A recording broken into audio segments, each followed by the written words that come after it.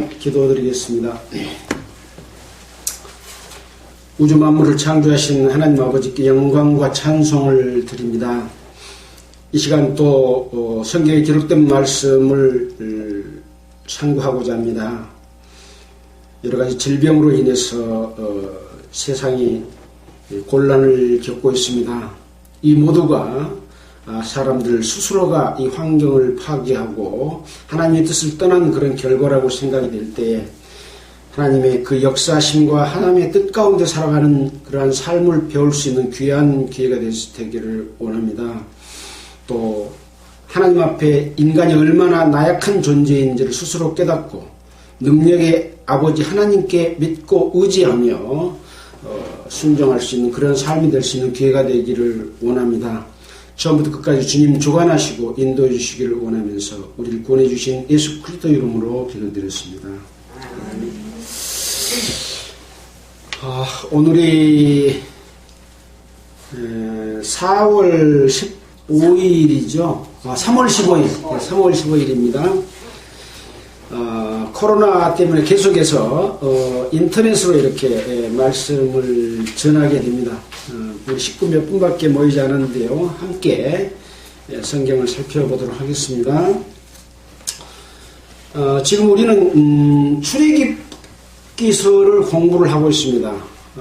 잘 아시다시피 출애굽 역사는 성경에 가장 중요한 어떤 교훈을 주는 그런 역사이기 때문에 각 교회마다 또 복음을 전할 때마다 출애굽기 역사가 등장이 됩니다. 그래서 우리는 이 출애굽기의 내용이 얼마나 중요한 부분인지 또 그 내용이 뜻이 무엇인지를 아는 것이 굉장히 우리 신앙에 아주 필요한 부분이기 때문에 계속해서 살펴보고 있는데요. 출애굽기는 이스라엘 백성이 애굽에 430년간 살다가 요셉이 있을 때는 하나님을 믿는 요셉이었기 때문에 하나님의 능력을 나타내 보여서 바로 왕도 하나님을 믿고 요셉에게 통치권을 맡겼지 않습니까? 그럴 때는 애굽이 축복을 받았고 이스라엘 백성들도 함께 하나님의 보호하심을 받았는데 요셉도 죽고 그때 당시 왕도 죽어서 이제 하나님을 알지 못하는 애굽 왕 또 그리고 이스라엘 백성들도 요셉이 죽은 이후로 이제 하나님과의 관계를 맺는 삶이 아니라 그냥 그곳에 안착해버리는 그런 결과로 인해서 이제 애굽 왕이 볼 때에 이스라엘 백성들이 번성하니까 만약에 다른 나라하고 결탁해서 우리나라를 공격하면 우리 애굽이 망할 거 아니냐 이런 염려를 함으로 말미암아 이스라엘 백성을 노예로 삼아서 바로 왕을 위하여 국고성인 비돔성과 람셋을 건축하게 하는 그런 일이 벌어져서 이제 이스라엘 백성들은 하나님 앞에 그 원성을 가지고 있고 또 하나님이 그 원성을 들으심으로 말미암아 하나님과의 약속의 백성이기 때문에 반드시 그 약속이 이루어져야 하기 때문에 모세를 불러서 이스라엘 백성을 구원하는 그 출애굽의 역사가 바로 출애굽기입니다. 그래서 10가지 재앙을 내림으로 말미암아 이제 바로가 이스라엘 백성을 보내주게 됩니다.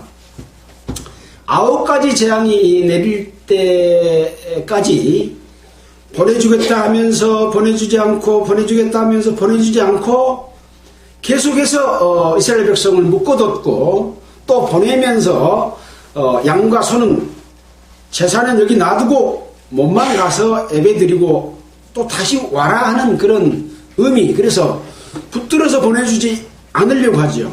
이것은 마치 세상 사람들이 자기의 그 살아가는 삶을 버리지 않고 붙잡아둬서 하나님께로 가지 못하게 하는 것과 같은 그런 거라고 볼 수 있습니다. 그래서 바로는 애굽 왕이지만 내 자신도 바로와 같은 사람이지 않는가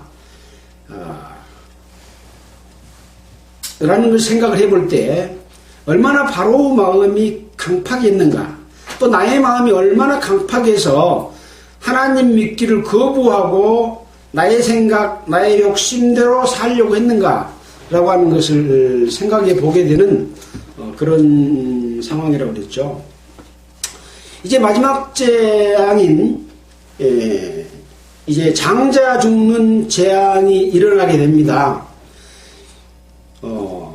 장자는 애굽에 있는 모든 장자는 이스라엘이건 애굽이건 초태생, 짐승의 초태생까지 다 죽어야 되는 상황에서 하나님께서 모세를 통해서 이스라엘 백성들을 구원해내기 위해서 이스라엘 백성의 장자가 죽어야 되는데 양이 죽어서 양의 피를 문 좌우 설주와 임방의 발음으로 말미암아 그 집 안에 있는 자들은 양의 피로 말미암아 죽음을 면하게 되는 것이 유월절입니다. 이 유월절의 의미는 양이 죽어서 피를 흘림으로 말미암아 이스라엘 백성이 죽음에서 살아난 것과 마찬가지로 예수님이 이 땅에 오셨을 때 세례 요한이 보라 세상 죄를 지고 가는 하나님의 어린 양이로다 하는 것과 같은 양이 바로 이 유월절에 희생된 양인 거죠. 그래서 이 유월절을 대대로 지키라고 해서 이 유월절을 이스라엘의 최대의 명절로 삼고 지금까지도 유월절을 지키고 있습니다. 그래서 이 유월절이라고 하는 의미는 피로 인해서 구원받는 유월절이죠. 근데 유월절하고 무교절은 같이 지켜야 됩니다. 유월절은 첫날이고 무교절은 그 첫날 그 자정부터 이렇게 유월절 양을 먹을 때 누룩 없는 떡을 함께 먹도록 하는 것입니다. 유월절로 말미암아 이스라엘 백성이 생명을 얻었습니다. 이 얻은 생명은 노예에서 구원받는, 죽음에서 구원받는 생명을 얻는 예수 그리스도를 말미암아 구원받는 것하고 같은 거죠. 그 누룩 없는 떡은 무엇이냐? 이제 죽었다가 산 자는 하나님의 생명을 접붙임 받은 자고 하나님의 생명이 그 속에 있기 때문에 새 생명입니다. 이 새 생명을 얻은 자는 누룩은 죄를 상징합니다. 죄와 상관없는 삶을 살아야 된다라고 하는 것이 무교절의 의미인 거죠. 그래서 유월절과 무교절에 대해서 그동안에 배운 내용들을 한번 살펴보도록 하겠습니다. 출애굽기 12장 1절을 한번 보겠습니다. 출애굽기 12장 1절에 보면 여호와께서 애굽 땅에서 모세와 아론에게 일러 가라사대 이달로 너희에게 달의 시작 곧 해의 첫 달이 되게 하고, 그러니까 이스라엘 백성들은 해가 시작되는 첫 달을 이 유월절 달로 한다는 거죠. 너희는 이스라엘 회중에게 고하여 이르라 이달 열흘에, 그러니까 이 달은 유월절이 행해지는 달이고 니산월이라고 합니다. 그래서 이 니산월에 10일날 매인이 어린 양을 취할지니 각 가족대로 그 식구를 어린 양을 취하되, 이제 그 식구가 적으면 이웃과 함께 먹으라 이런 내용도 나와 있고, 6절에 보면 이달 14일까지 간직하였다가 해질 때 이스라엘 회중이 그 양을 잡고 그 피로 양을 먹을 집 좌우 설주와 임방에 바르고 그 밤에 고기를 불에 구워 무교봉과 쓴 나물과 아울러 먹되 난로나 물에 삶아 먹지 말고 머리와 정강이와 내장은 다 불에 구워 먹고 아침까지 남겨두지 말고 남은 것은 소화하라. 이런 내용의 이 6월절의 규례를 제정을 해줬습니다. 이것은 지금 아직 6월절이 시행되지 않는 상황 가운데서 제정을 해준 거죠. 그렇게 하라고 하는 거죠. 근데 반드시 무교병, 누룩 없는 떡과 쓴나물을 아울러 먹게 하는 그런 내용입니다. 그러면서 이제 13절에 내가 애굽 땅을 칠 때 그 피가 너희의 거하는 집에 있어서 너희를 위하여 표적이 될지라. 내가 피를 볼 때 너희를 넘어가리니 재앙이 너희에게 내려 멸하지 아니하리라. 너희는 이 날을 기념하여 여호와의 절기로 삼아 영원한 규례로 대대로 지킬지니라 라는 규례를 정해줬습니다.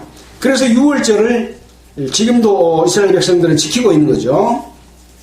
자, 그 다음에 15절부터는 무교절에 관한 제정을 해줍니다. 너희는 7일 동안 무교병을 먹을지니 그 첫날에 누룩을 너희 집에서 지하라. 무릇 첫날부터 7일까지 유교병을 먹는 자는 이스라엘에서 끊쳐지리라. 첫날 이제 6월절 양이 희생됐지 않습니까? 그럼에도 불구하고 유교병을 먹으면 이스라엘 백성 중에서 끊어진다 이 말입니다. 끊어집니다.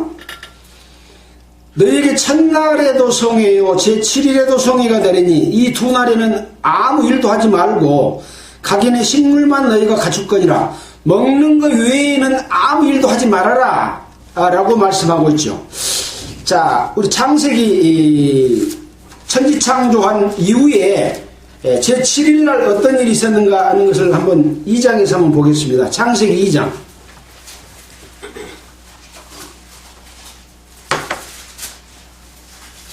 천지와 만물이 다 이루니라. 하나님의 지으시던 일이 7째 날이 이를 때에 미치니 그 지으시던 일이 다함으로 7째 날에 안식하시니라.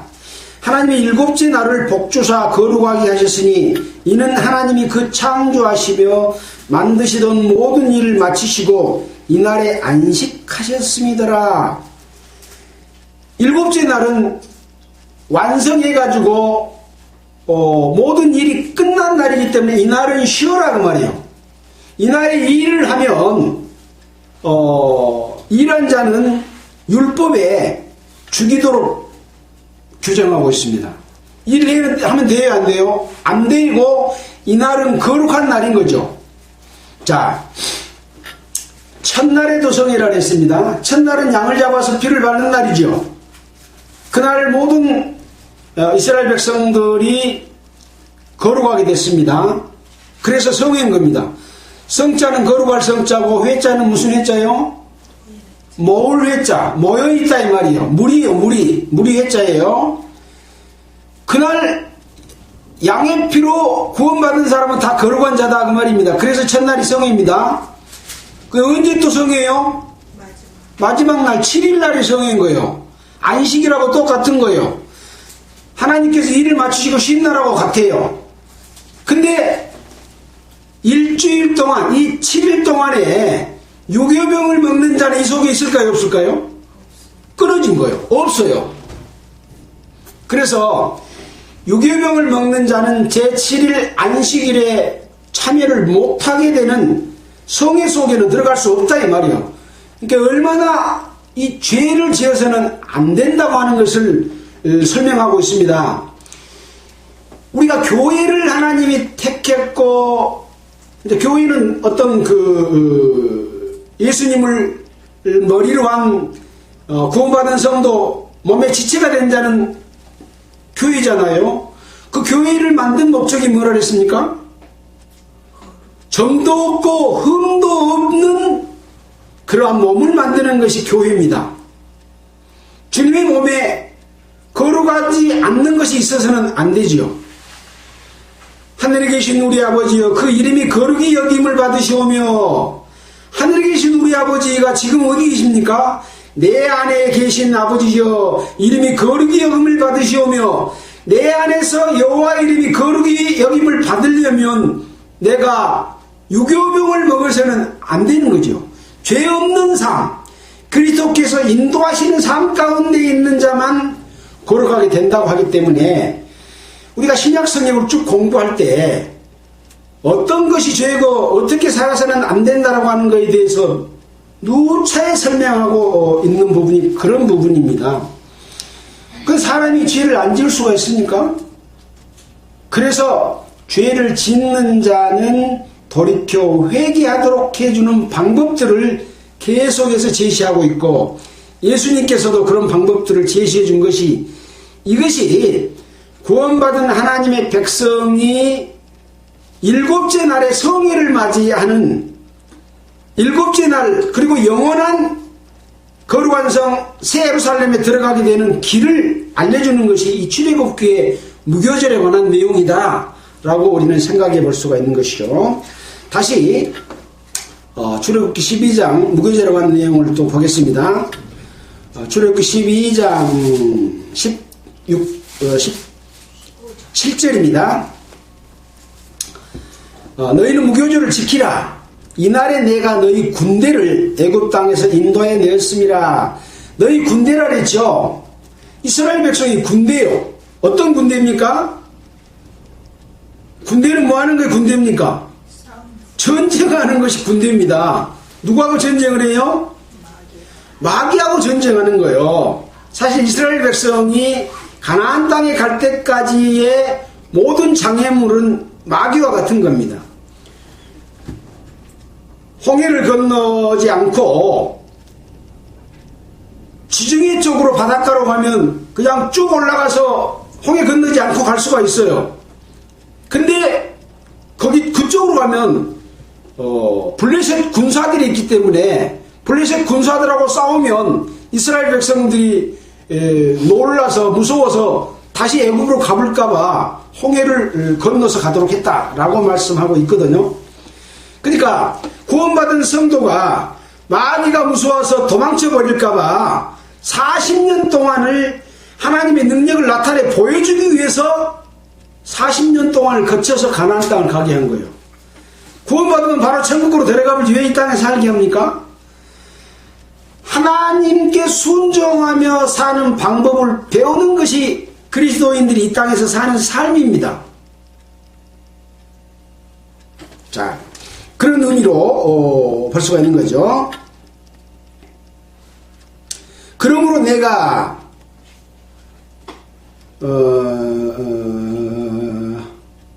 군대로 불렀다 그랬죠.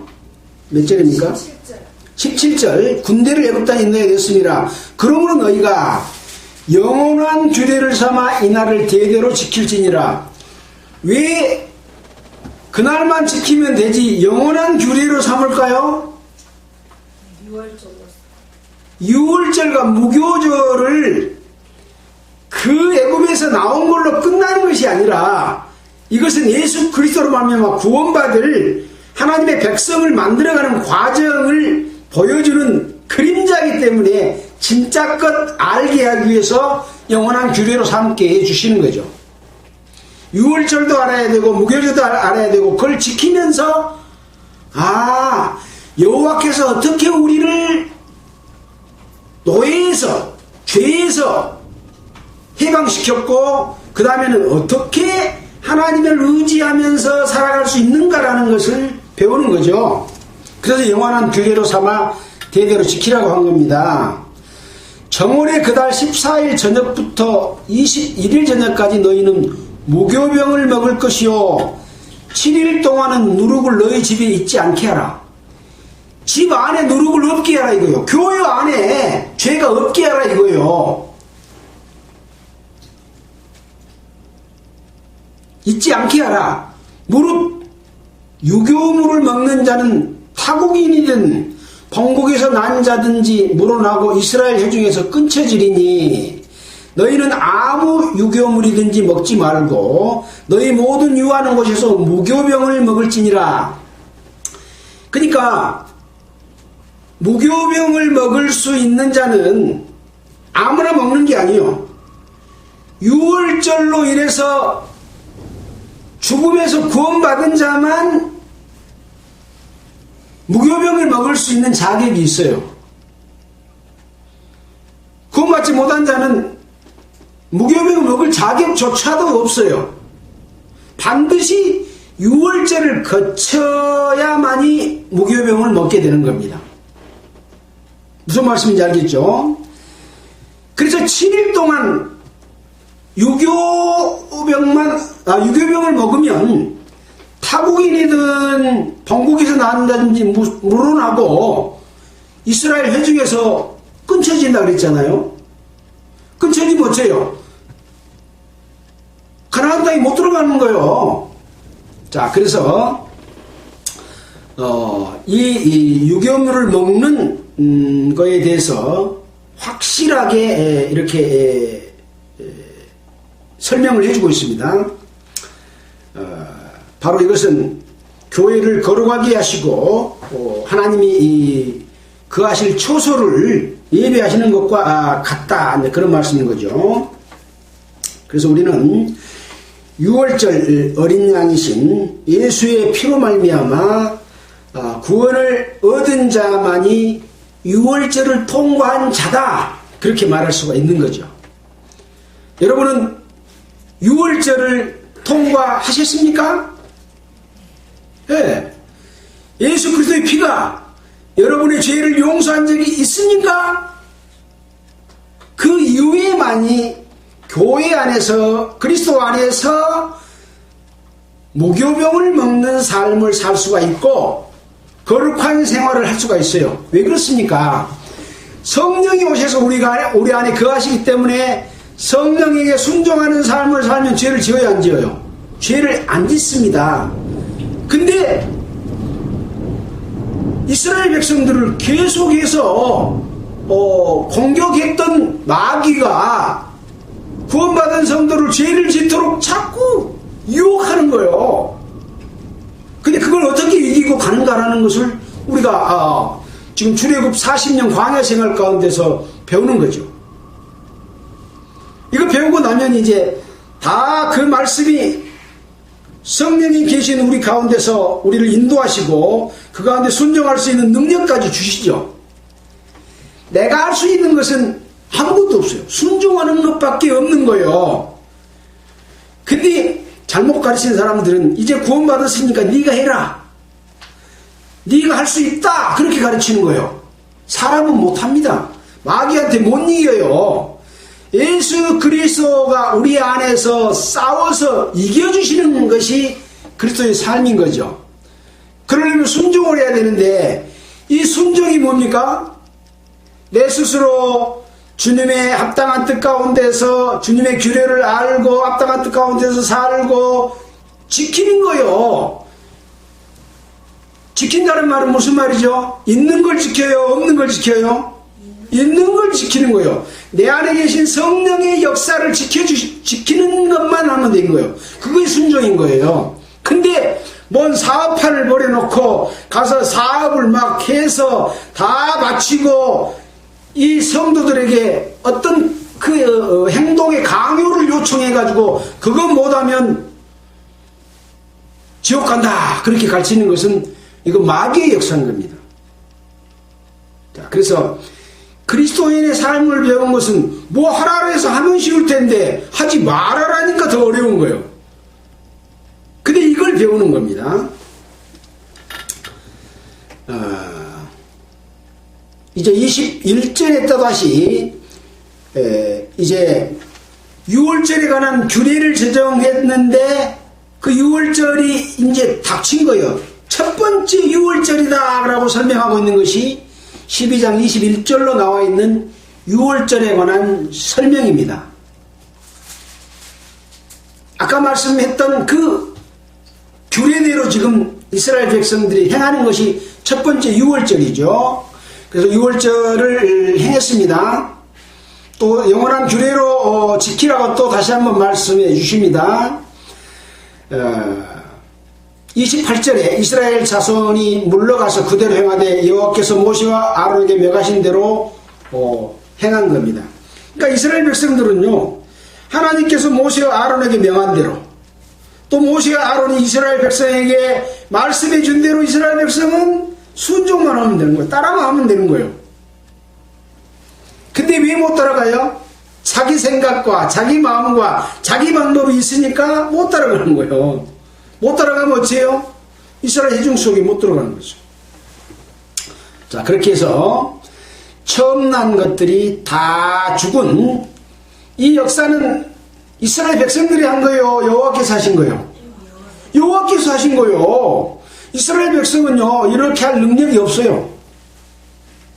자, 그래서 밤중에 여호와께서 애굽 땅의 모든 처음 난 것, 곧 위에 앉은 바로의 장자부터 옥에 같은 사람의 장자까지와 생축에 처음 난 것을 다 치심에 그 밤에 큰 호곡이 있었다. 그렇게 말씀하고 있고, 그 나라에 사망치 난 집이 한 집도 없었다. 장자들은 다 죽었다 이 말이에요. 그래서 이제 밤에 바로가 모세와 아론을 불러서 떠나라고 이렇게 말을 합니다. 그렇게 해서 이제 이스라엘 백성이 이제 출애굽하게 되는 그런 상황이 발생했어요. 그래서 이스라엘 백성이 고센 땅에서 지금 살고 있잖아요. 고센 땅에 있는 곳에 람셋이라고 하는 곳이 있습니다. 그곳에서 발행해서 출발해서 숫곳이라고 하는 곳에 이르러서 이제 나와서 보니까 유아의 장정이 60만 명이었어요. 처음에 들어간 사람은 몇 명이었어요? 70명이었죠. 우리가 이미 배웠던 내용입니다. 60만인데 그 중에 이스라엘 백성도 있고 애굽 사람하고 결혼해가지고 낳은 잡족도 그 속에가 들어있다 그랬잖아요. 또 많은 생축이 함께 했고 그렇게 해서 이제 출발을 해서 나오는데 43절에 보면 또 6월절의 규례를 지키라고 이렇게 말씀하고 있습니다.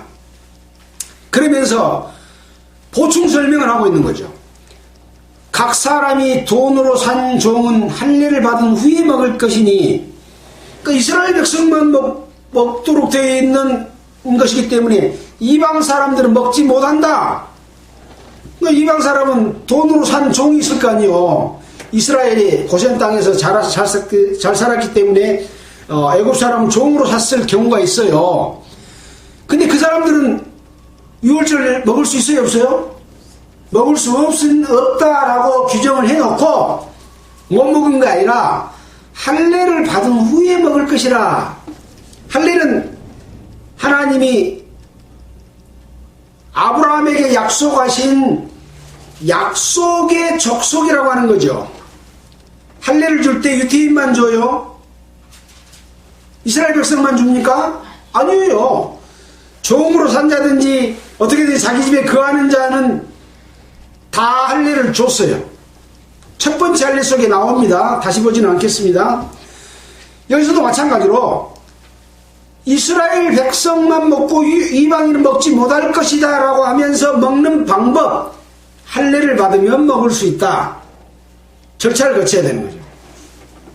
그래서 거류인과 타국 품꾼은 먹지 못하리라 해놓고 또 먹을 수 있는 방법을 제시해 준 거죠. 그래서 타국인이든 자국인이든 이방인이든 택한 백성이든 차별이 없느니라 라고 하는 것을 보충 설명을 하고 있습니다. 이것은 우리가 로마서에, 로마는 이방인들이지 않습니까?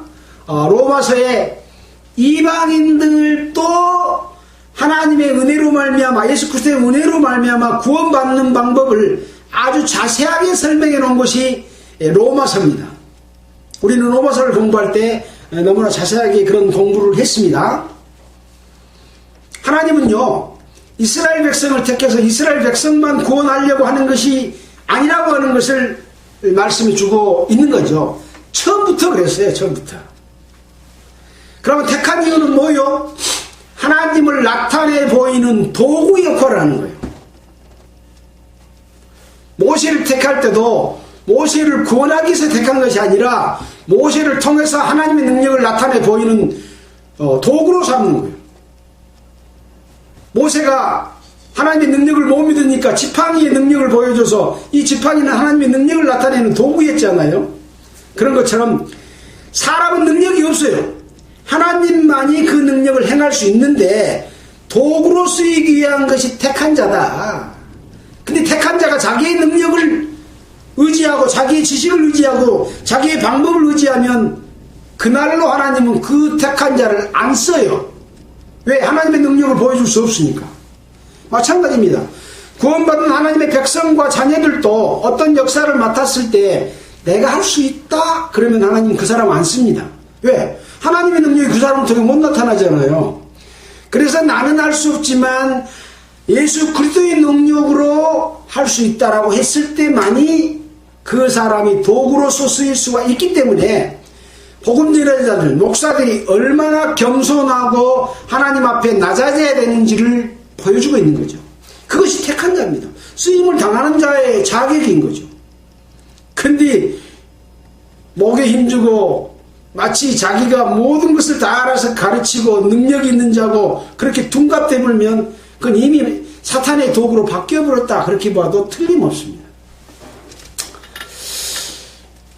자, 그래서 49절에 본토인이나 너희 의원 이방인이 되어 이 법이 동일하다 하셨으므로 온 이스라엘 자손이 이와 같이 행하되 여호와께서 모세와 아론에게 명하신 대로 행했으며 이스라엘 자손은 그 군대대로 애굽 땅에서 인도하여 냈다. 자, 13장에 또 무교절을 설명해 놨어요. 지금 몇 번 설명하고 있어요? 2번, 3번 지금 설명하고 있어요. 안 중요하면 이렇게 설명할까요? 무교절이 그만큼 중요한 겁니다. 자, 여호와께서 모세에게 일러 가라사대 이스라엘 자손 중에 사람이나 짐승이나 물어나고 초태생은 다 거룩히 구별하여 내게로 돌리라. 이는 나 것이다. 초태생은 내 것이다 이 말이요. 그러니 거룩하게 구별해갖고 나한테 갖다 주라 그 말이요. 왜 내 것이요? 6월절 첫날 그날 다 죽었어야 될 것이 안 죽었는데 누가 살렸어요? 여호와께서 살리셨기 때문에 내 거이다 그 말이요. 당연하죠. 죽을 것이 살았으니까. 사람이 살린 거 아니라 여호와가 살렸으니까 그건 내 것이니까 나한테 내놔라 그러면 내놔야 될 거 아니요. 그걸 지금 설명하고 있습니다. 그래서 무교절을 설명하면서 11절 이후에 초태생에 대해서 설명을 합니다. 초태생은 장자지요. 장자에게 하나님의 약속이 이어지고 하나님의 유업을 이을 자다. 유업을 이을 자는 하나님의 것이다. 그런 이야기죠. 자, 그래서 다시 규례로서 말씀하시면서 유교병을 또 먹지 말라라고 말씀을 하고 있습니다. 이는 왜 그러냐? 이날에 너희가 나왔으니 여호와께서 너를 인도하여 가나안 사람과 헷 사람과 아모리 사람과 히위 사람과 여부수 사람의 땅 곧 너에게 주시려고 네 조상들에게 맹세하신 바 젖과 꿀이 흐르는 땅에 이르게 하시거든 너는 이날의 애식을 지켜 제7일 동안 무교병을 먹고 제7일에는 여호와께 절기를 지킬지니라. 하나님께서 약속하신 땅은 아브라함과 네 조상들에게 약속하신 약속입니다. 아브라함에게 약속하신 것이죠. 그 하신 약속이 어떻게 이루어지고 있는가를 창세기에서부터 출애굽기 지금까지 설명하고 있는 거죠. 그 약속의 성취 가운데서 어떤 사람은 약속 안에 들어가고 어떤 사람은 약속에서 제외된다 라고 하는 가르침인 거예요. 사람이 하나님을 믿고 예수님을 믿고 살아가는 그 방법, 그것을 설명하고 있다. 그게 바로 7일 동안 무교병을 먹고 7일에는 여호와의 절기를 지키라고 하는 그런 거죠. 이 7일의 절기는 뭡니까? 안식일입니다. 하나님 안에서 안식하는 거예요. 그걸 이야기합니다. 그러니까 가나안 땅으로 가면 안식이잖아요. 그러니까 가나안 땅에 안식일 7일 동안 무교병 먹어요, 안 먹어요? 먹어야 돼요. 그러니까 가나안 땅도 최종 정착지가 아니요, 그림자로 보여진 거예요. 아브라함에게 약속하신 가나안 땅이 그림자다니까요. 진짜는 어디요? 우리가 계시록에서 배운 거룩한 성 예루살렘에 들어간 거의 진짜는 거가 있어요. 다 그림자예요. 그래서 가나안 땅에 이스라엘 백성이 들어갔죠. 못 들어간 사람은 엄청 많고, 가나안 땅에 못 들어간 것도 왜 못 들어갔는가를 교훈 주시기 위한 것이고, 이스라엘 백성이 이제 가나안 땅에 들어가서 이스라엘 백성이 번성해서 이스라엘 나라를 이루고 있는데, 이스라엘 백성들이 하나님 의지하지 않고 자기들을 의지하고 여호와 이름을 빙자해서 백성들을 다스리고 통치하면서 자기 욕심을 위해서 살아가 사사시대를 거쳐서 왕정시대를 거쳐서 이렇게 살아가는 내용들이 구약성경의 전체예요. 그 속에 보니까 하나님을 믿는 믿음이 없다. 이스라엘 백성이 애굽에서 살았던 삶을 그대로 가나안 땅에 가서 살고 있는 거예요. 그 어디서 보면 알아요? 말라기서부터 성경을 거꾸로 읽어가면 다 나와 있어요. 자세하게. 그래서 예수님께서 이 땅에 오셨을 때 이스라엘 백성들을 향해서 너희들 하는 행동을 보니까 여호와를 믿는 하나님의 백성이 아니라 마귀의 자식들이다 라고 지적을 해주셨고, 새로 예수 그리스도로 말미암아 새로 태어난 새 생명을 주시기 위해서 오셨다. 내가 죽어서 나를 통해서 새 생명이 태어난다. 죽으면 살고 이 사는 자는 영원히 죽지 않는다. 새 생명을 주실 것을 이야기를 하고 있는 것이 예수님께서 이 땅에 오셔서 행하시는 행하심이고, 그 새 생명이 어떻게 살아야 된다고 하는 것이 구약 성경의 과정들을 통해서 다시 한번 일깨워주는 거죠.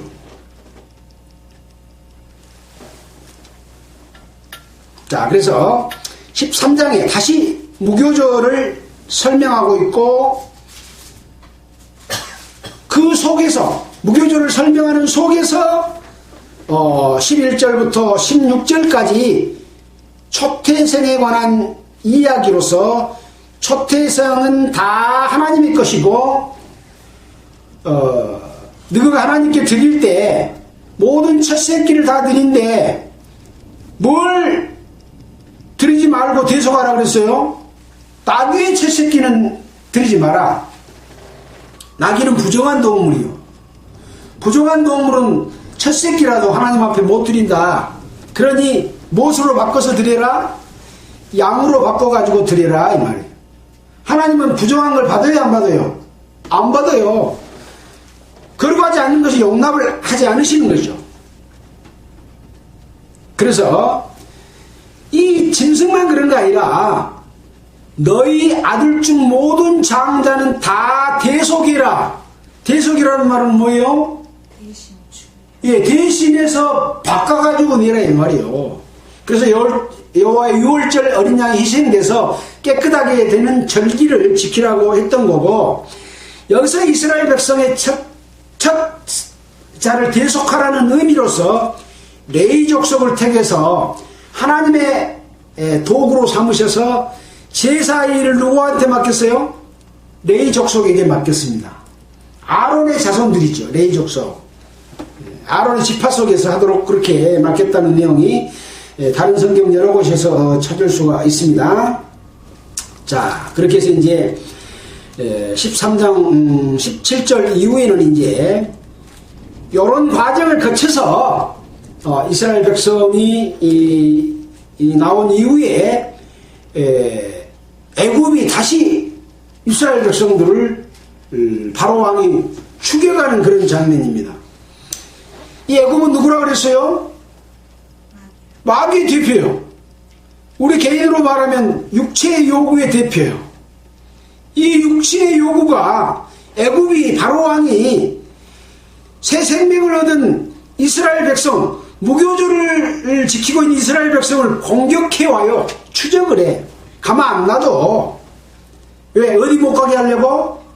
하나님의 약속인 땅, 가나안 땅 못 가게 다시 데리고 와서 종삼으려고. 다시 육체성으로 데리고 와서 뭔 하나님의 나라 그런 소리 하지 말고 세상에 우리 즐겁게 함께 짝짝꿍하며 지내자. 뭔 하늘나라 그거 입도 없는 하늘나라가 나라냐 하고 세상으로 다시 끌어가려고 한다니까요. 바로가, 죄가, 육신의 요구를 이야기하는 거예요. 그래서 홍해에서 그 육체의 모든 요구를 다 어째서요? 다 장사 지내버렸어요. 이거 세례예요, 세례. 우리가 구원받은 이후에 세례 받아요, 안 받아요?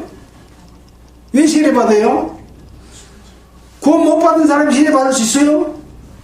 구원받은 이후에 세례 받는 것은 이제 하나님의 백성으로서 이 육신의 모든 것을 물속에 다 장사 지내고 다시는 육신의 요구대로 살지 않겠습니다 하고 순종의 표시로 세례 받는 거예요.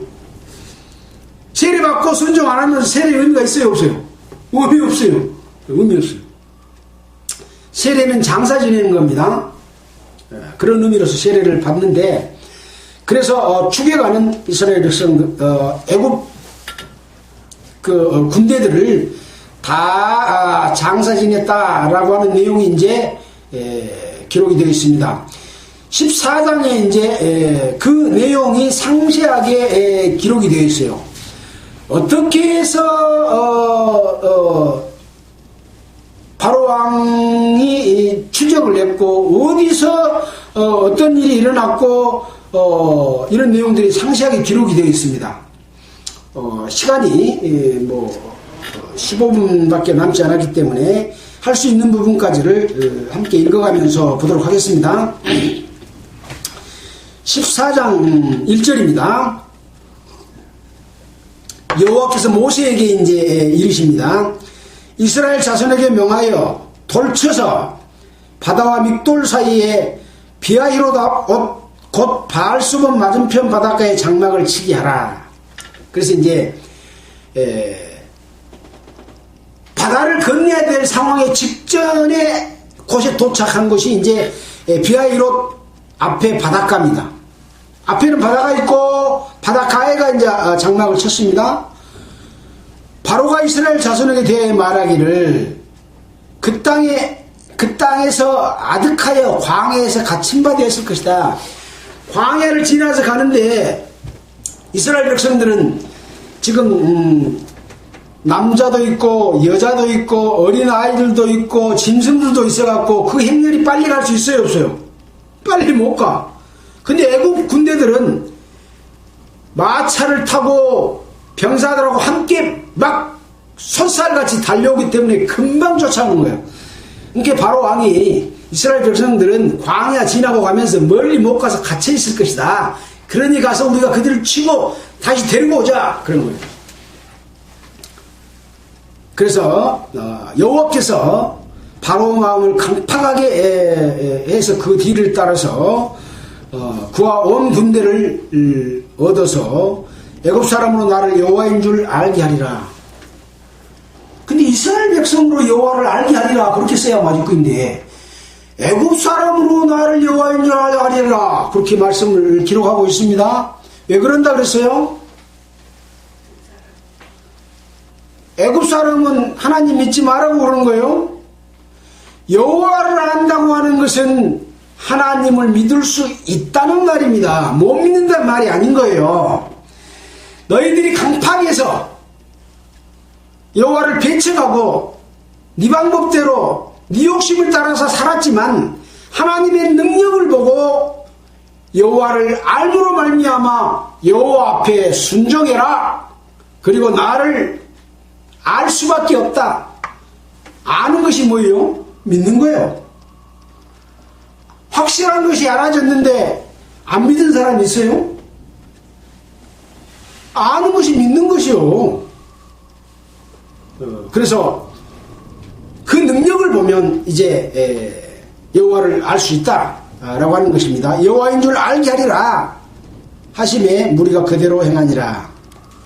그래서 하나님께서는 이스라엘 백성만 구원한 게 아니라 애굽 백성들도 구원하기 위한 것이죠. 그러나 물속에서 멸망하는 것을 보여줌으로 말미암아 이것은 뭡니까? 아까 말한 대로 악한 행동에 관한 심판입니다. 이스라엘 백성을, 하나님의 백성을 공격하는 데 대한 심판입니다. 육신의 요구가 영의 생명을 사도록 하는 것을 제지하는 데 대한 심판인 거죠. 혹이 백성이 도망한 것을 애굽왕에게 고하매 이제 애굽왕이 병거를 갖추고 그 백성을 데리고 갈새 특별 병거 600승과 애굽의 모든 병거를 바라니 장관들이 다 거스렸더라. 여기 장관은 군대 장관을 이야기합니다. 우리 군대로 말하면 어떤 대장 그런 거죠. 군대의 대장을 이야기합니다. 여호와께서 애굽왕 바로의 마음을 강팍하게 하셨으므로 그가 이스라엘 자손의 뒤를 따르니 이스라엘 자손이 담대히 나갔습니다. 이스라엘 백성이 애굽을 나갔을 때 어떻게 나갔다고요? 담대히 나갔어요. 왜 담대히 나갔어요? 여호와를 믿고 10가지 재앙의 능력을 여호와의 손길을 봤기 때문에 담대하게 나갔습니다. 자, 담대히 나갔다라고 말을 하고 9절에 애굽 사람들과 바로의 말들 병거들 그 마병과 그 군대가 그 뒤를 따라 바알수문 맞은편 비하이롯 곁 해변 그 장막 침대에 미치니라. 군대 담대히 나와서 지금 장막을 치고 바닷가에 쳤잖아요. 근데 군대가 거기까지 쫓아와 버렸어. 자, 이스라엘 자손이 이제 어떻게 된가 봅시다. 10절 바로가 가까워 올 때에 이스라엘 자손이 눈을 들어본 적 애굽 사람들이 자기 뒤에 미친지라. 이스라엘 자손이 심히 두려워하여 아까는 담대히 나왔다 그랬는데 벌써 애굽 군대를 보니까 심히 두려워하여 여호와께 부르짖고 그들이 또 모세에게 이르되 뭐라고 하냐? 애굽에 매장지가 없으므로 우리 장사 지낼 장소가 없으므로 당신이 우리를 끌어내어 이 광야에서 죽게 하냐? 이 바닷가 이 매장지에서 우리를 광야에다 묻으려고 했냐? 라고 항의하는 거죠. 이것이 우리 사람의 마음과 똑같습니다. 우리가 죄 때문에 하나님을 알고 하나님을 알면 하나님을 두려워한다 그랬죠. 왜 두려워한다 그랬어요? 죄가 없으면 하나님 두려워할 필요가 없잖아요. 하나님이 계시는데 하나님을 섬기지 않고 내 마음대로 살았다는 게 죄지잖아요. 어머니가 나를 낳아서 길러줬는데 어머니께 효도 안 한 것이 죄다니까요. 그래서 불효자라고 죄인이라고 그러잖아요. 그것은 세상 법으로 규율하기 전에 더 큰 윤리적인 죄인 거예요. 그런 죄, 하나님을 알면서도 섬기지 않는 죄가 드러나기 때문에 이제 죄를 용서받았는데 다시 그 용서받을 때는 하나님의 능력, 예수 그리스도의 죽으심으로 말미암아 구원을 받았어요. 내가 죄를 해결할 수 없는데 예수께서 해결해 주셨잖아요. 얼마나 마음이 담대하고 얼마나 기쁘고 와 이제 천국 갈 수 있다. 새 생명으로 태어났다. 성령이 내게 오셨다. 그래갖고 찬송하잖아요. 주의 말씀 받은 그날 참 기쁜 날이 아닌가. 이 기쁜 마음 못 이겨서 하고 주의 말씀 받은 그날을 찬송합니다. 나의 죄 다시 쓴 날 하고 찬송하지요. 이 날이 없는 사람은 구원 받은 사람이 아니요. 아닌 거예요.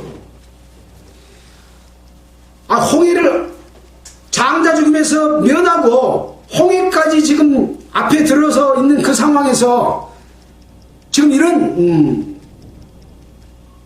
하나님의 능력을 보고도 다시 두려워하는 것이 우리 인간의 마음인 거죠. 어째 당신이 우리를 애굽에서 이끌어내어 이같이 우리에게 하느뇨? 우리가 애굽에서 당신한테 이런 말을 했지 않냐? 우리를 그냥 놔둬라. 우리가 애굽 사람을 섬길 것이라 하지 아니했냐? 그렇게 했어요, 안 했어요? 그렇게 한 적이 있어요.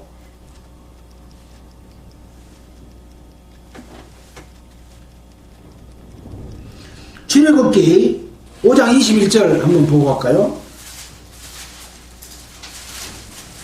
출애굽기 5장 21절에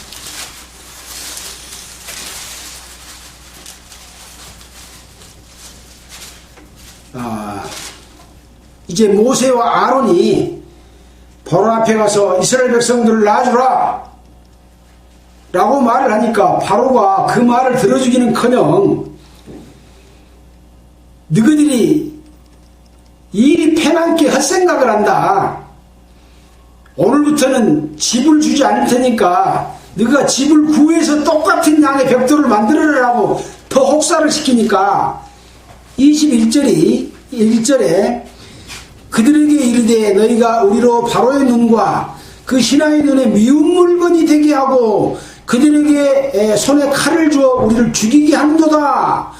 여호와는 너희를 감찰하시고 판단하시길 원하노라 하면서 이스라엘 백성들이 모세와 아론에게 항의했던 일, 우리를 그대로 놔둬라.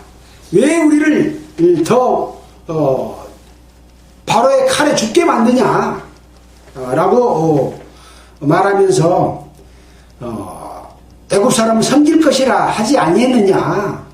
애굽 사람을 섬기는 것이 광야에서 죽는 것보다 낫겠노라. 이렇게 말을 합니다.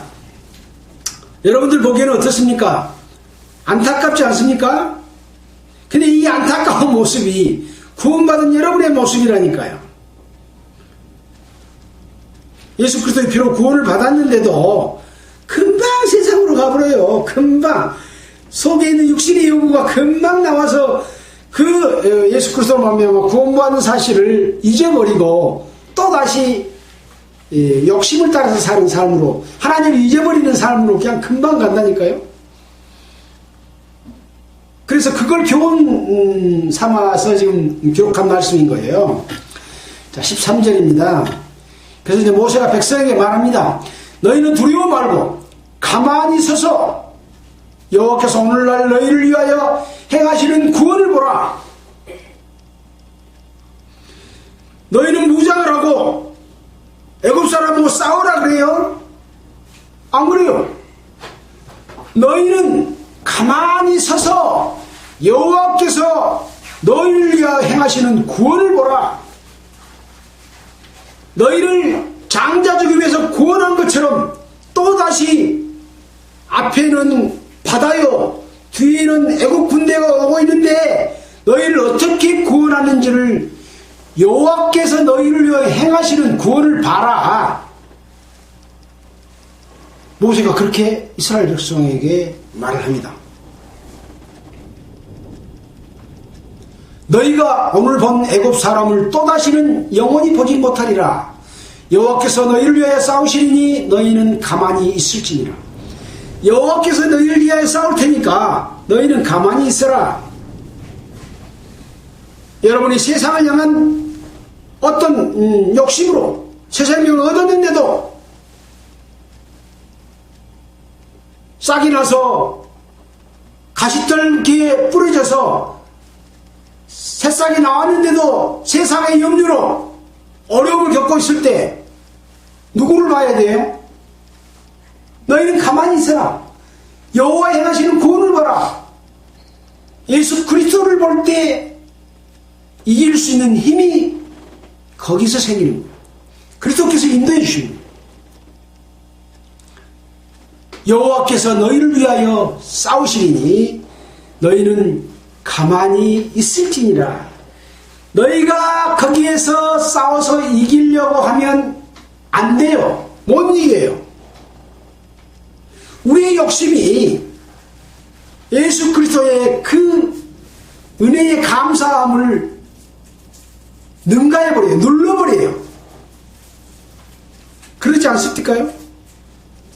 그러나 너희는 가만히 있고 여호와께서 싸워주시는 그 싸움의 능력에 의지하고 그 능력을 믿을 때만이 우리는 다시 힘을 얻고 그것을 이기게 된다. 그런 얘기죠. 자, 출애굽기 14장 14절까지 봤습니다. 오늘은 좀 12장부터 출애굽에 관한 내용, 유월절과 무교절에 관한 내용을 중점적으로 다시 한번 설명을 드리고 지금 홍해를 건너기 직전의 상황까지의 내용을 함께 살펴봤습니다. 왜 이렇게 반복해서 우리가 내용을 점검하고 있습니까? 여러분 지난주에 들었던 내용들을 기억하고 여러분의 삶이 되고 있습니까? 그렇지 못하고 망각하고 살 때가 너무나 많잖아요. 그래서 늘 우리는 이 말씀에 의지하고 그 능력에 의지하고 여호와의 행하시는 구원을 다시 한번 돌이켜서 그 뜻과 내용을 우리 마음속에 큰 힘으로 용솟음치게 하기 위해서 반복해서 설명을 드리고 있다, 이렇게 생각을 하시고 힘을 얻으시기를 바라고, 또 다음 주에 15절 이후의 내용을 연속해서 살펴보도록 하겠습니다. 기도드리겠습니다. 하나님 아버지 감사합니다. 하나님의 약속의 백성 이스라엘 백성이 어떻게 출애굽을 하면서 유월절과 무교절을 거쳐서 그것이 중요한 영원한 규례가 된 것인지를 다시 한번 살펴보고, 이스라엘 백성이 이제 추격당해서 바로 바닷가에서 애굽 백성을 맞이했을 때 다시 원망하는 그런 어리석음을 봤습니다.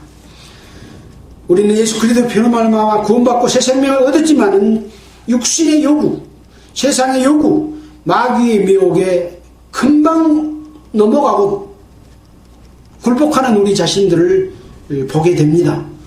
여호와의 능력을 의지하는 우리가 되도록 주님께서 늘 함께 하시고 일깨워 주시고 인도해 주시길 원하면서 우리를 구원해 주신 예수 그리스도 이름으로 기도드렸습니다. 찬송가 313장 하겠습니다.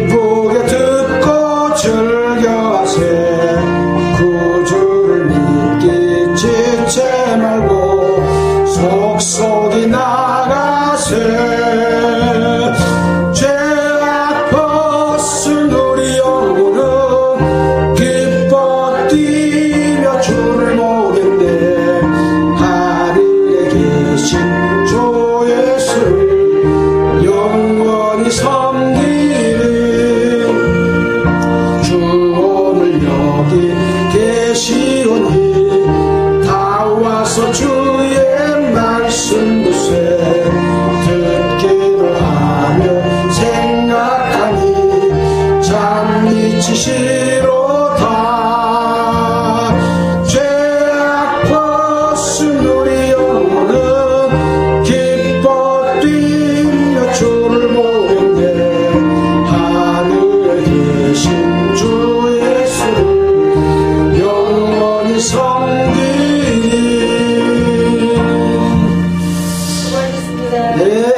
감사합니다. 마치겠습니다. 시청자 여러분 안녕히 계십시오.